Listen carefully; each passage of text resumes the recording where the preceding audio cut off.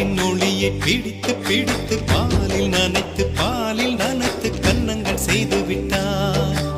உலக மலர்கள் பறித்து பறித்து 2 பந்துகள் அமைத்து அமைத்து பெண்ணை சமைத்து விட்டார். அழகு என்பது ஆண்பாலா பெண்பாலா என்பதில் எனக்கு சந்தேகம் தீர்ந்தது. அழகு என்பது நிச்சயம் பெண்பாலடா. கவிதை என்பது மொழியின் வடிவம் என்றொரு கருத்தும் இன்று உடைந்தது. கவிதை என்பது கன்னி வடிவமடா. மின்னலை பிடித்து மேகத்தை